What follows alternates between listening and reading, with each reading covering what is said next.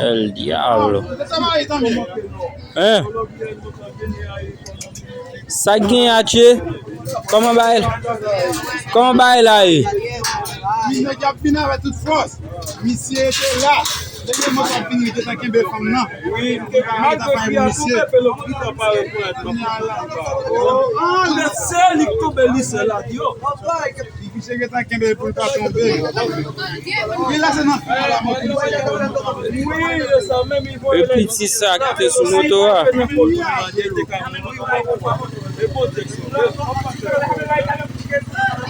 Diable.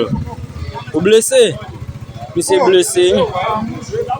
Monsieur blessé, non mais. Comment il vient à toi? Si la personne ne s'en va là, si tu as gagné, mettons pied à terre, parce que comment on finit là? On est jeté devant votre caillou et puis on finit rentrer sur là. Monsieur aime faire la moto, à cause de la moto, et puis la police est là pour nous. Yes. Monsieur, moto pas pour petit moun, et pour moto à Ok, yes. Mais si vous avez la moto, eh bien.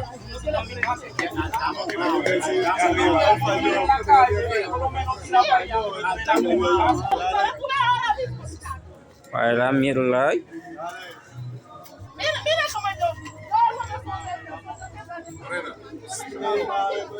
La miel là.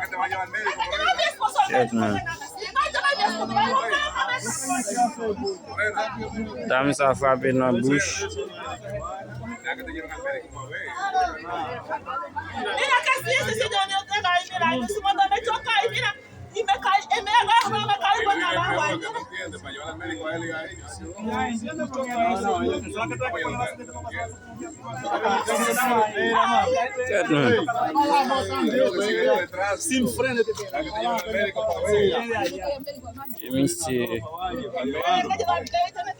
Monsieur frappé, monsieur frappé, monsieur frappé. Sinon, on peut dire Yassimine. Non, monsieur.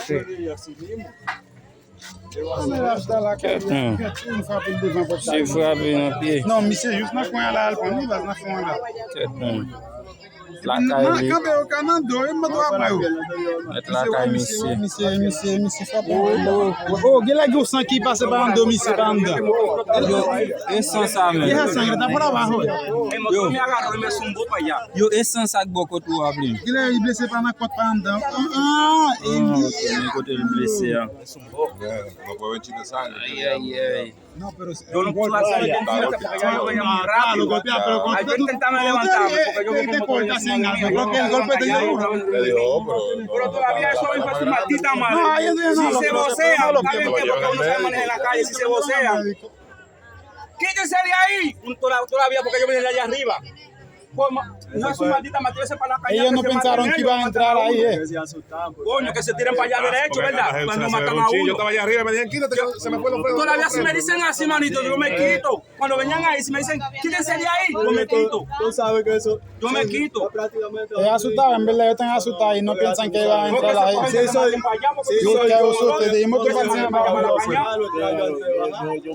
Ellos no le dio tiempo, estaban asustados, no le dio tiempo. Se asustó. Se asustó. Yo estaba en el motor antes me coja velocidad. Se asustó. Que nosotros le dijimos allá arriba, dale el paso. Cuando él me pasó por el lado, él me dijo que no tenía freno. Yo le dije, muchacho, entonces. Eso con ese paso ahorita frenen. Même si el caballo ahí, yo sabía que si no. Bon, continue ça déjà. Non, parce que monsieur dit qu'on gaz, on va couiller là-bas. C'est ça, au plus facile qui passe là. Passe là, le bagage, voler. Ça même dégoût Québec, le chat,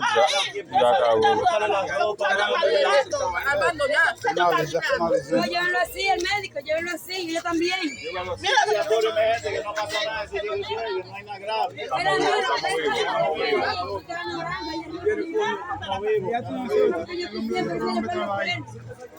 Malu, baba. Claro, ¿cuánto orando? Malu.